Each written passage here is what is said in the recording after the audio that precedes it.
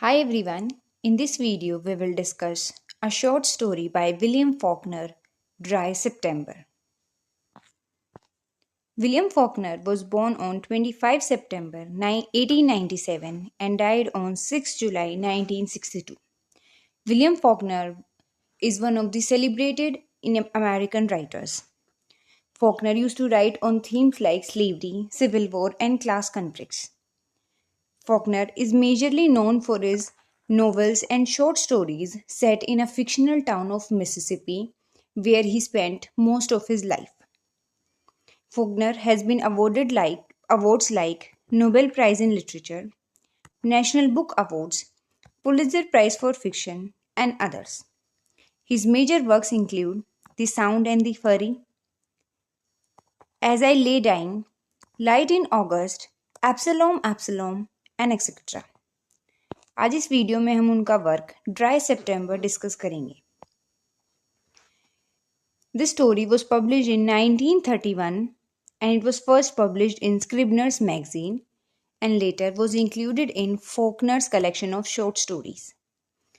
This story is divided into 5 parts. ये story है about a mob lynch which occurs on the hot September evening in the town of Jefferson, जो कि इसलिए होता है क्योंकि जो शहर है उसमें एक झूठी अफवाह फैला दी गई है कि एक ब्लैक मैन विल ने एक वाइट वुमेन को छेड़ा है, जिसकी वजह से जो वहाँ के वाइट मैन हैं वो बहुत ज़्यादा गुस्से में हैं और वो उस आदमी को मार देते हैं. The character of the stories are Miss Mini Cooper. ये एक वाइट वुमेन है जिसने ये र्यूमर फैलाई है कि जो एक ब्लैक मैन है विल मेज, उसने इसको छेड़ा है. Will Mayes is a black man जिसके अगेंस्ट ये र्यूमर फैलाया गया है and he works in ice factory. Hawkshaw एक बार्बर होता है जिसकी शॉप पे बैठ के ये सब डिस्कशन हो रहा होता है कि विल मेज ने गलत किया और उसको पनिश करना चाहिए. जॉन मैकलेंडन एक फॉर्मर वॉर हीरो होता है, लेकिन ये वही आदमी है जो इस मॉब को लीड करता है विल मेज को मारने के लिए. Let's start with the story.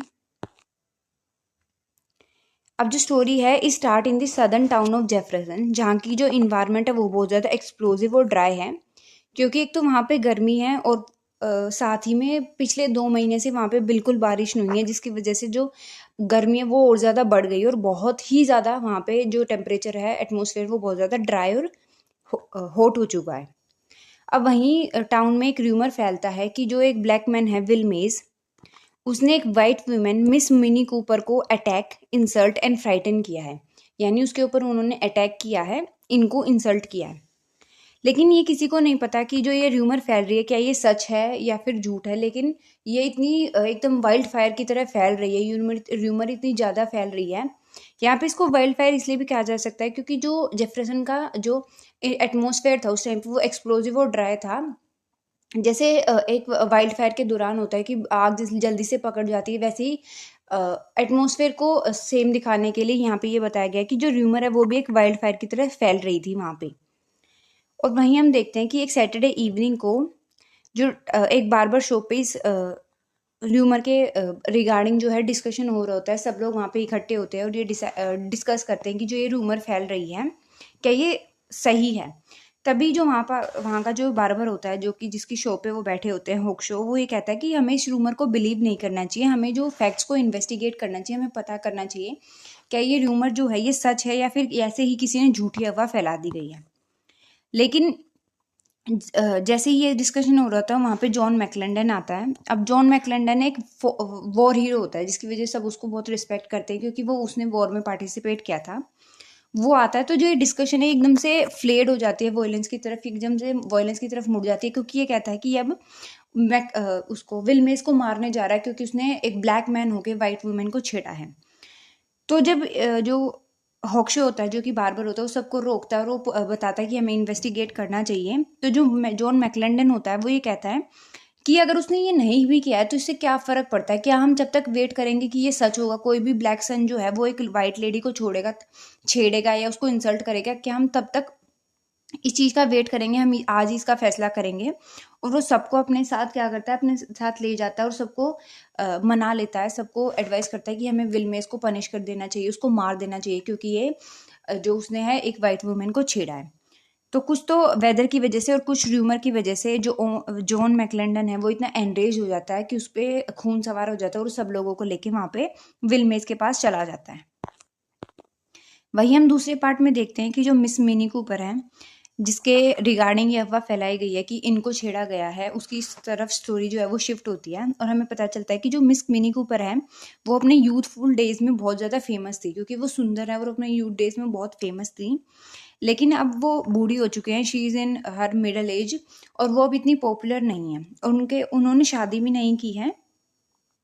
और जब वो अपने आंट के साथ रहती हैं, जो कि उनकी आंट जो है घर रन करती है, she earns for the family, और जो मिस मिनी कूपर है वो अपनी मदर की देखभाल करती हैं।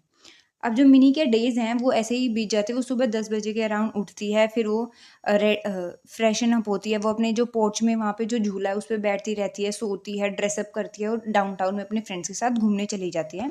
उसकी जो लाइफ है इससे बढ़ के और कुछ भी नहीं है, यही उसकी लाइफ का रूटीन बन चुका है। फिर हमें पता चलता है कि मिनी कूपर का जो रोमांटिक इंटरेस्ट था वो एक टाउन बैंक में एक विडोर था। विडोर यानी जिसकी जो वाइफ है उसकी डेथ हो चुकी है, वो विडोर मिनी का कुछ समय पहले उसका लव इंटरेस्ट था। लेकिन अब जो ये जो बैंक में जो काम करता था वो अब मेफिसिस शिफ्ट हो चुका है, क्योंकि उसकी वहाँ पे जॉब लग गई है।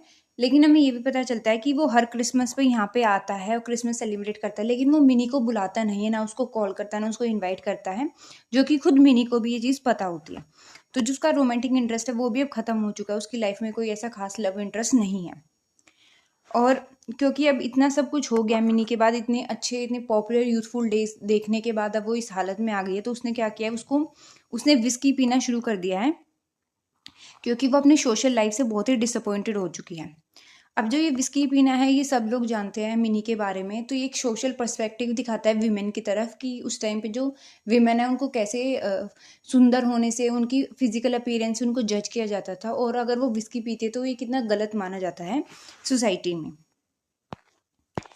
Coming back to the story, तो जो हम देखते हैं कि जो जॉन मैकलैंडन है वो बार्बर शॉप में से लोगों को लीड करता है टू दी विलमेज। तो वहाँ वो लोग जाते हैं एक आइस फैक्ट्री में, जहाँ पे जो विलमेज है वो एक सिक्योरिटी गार्ड का काम करता है।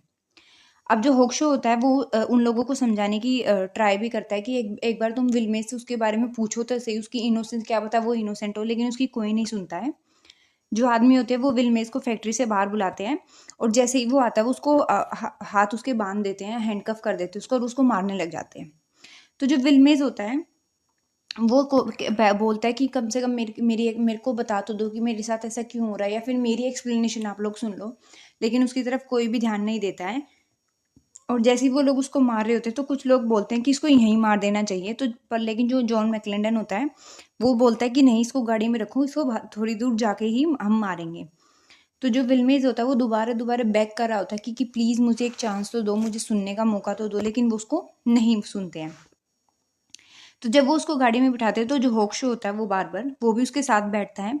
लेकिन जब वो उसको वो बहुत ही सिक फील करता है, बहुत ही अंदर से बहुत ही बुरा फील करता है, क्योंकि उसको पता है कि शायद विल्मेज इनोसेंट है, लेकिन ये लोग उसकी सुन नहीं रहे हैं। तो वो जॉन को बोलता है कि अब तुम गाड़ी रोक दो कि मुझे उतरना है। लेकिन जॉन उसको बोलता है कि अगर तुम्हें यहाँ से उतरना है तो तुम चलती गाड़ी में से कूद जाओ, और उनको बोलता है निगर लवर। तो जो ब्लैक पीपल होते हैं उनको निगरो या फिर निगर बोला जाता है, जो कि एक बहुत डेरोगेटरी टर्म है। तो वो जॉन मैकलेंडन हॉकशो को इसलिए बोलता है, और क्योंकि हॉकशो ये सब नहीं देख रहा होता, क्योंकि वो इस सब के साथ नहीं है, तो वो चलती गाड़ी में से कूद जाता है और वो देखता है कि जॉन मैकलेंडन की कार जो है वो दूसरी साइड जा रही होती है। फिर हम ये देखते हैं कि जब वो उसको ले जा रहे होते हैं, वहीं ऑन द सेम नाइट जो मिनी कूपर हैं, जिसके बारे में भी अफवाह फैलाई गई थी, वो अपनी फ्रेंड्स के साथ ड्रेस आउट होके घूमने जाती है। लेकिन वो जैसे जा रही होती है उसको बुखार सा फील होता है, शी ट्रेम्बल्स एंड फील फेवरिश। लेकिन वो अपनी नई ड्रेस पहन के उनके साथ घूमने चली जाती है।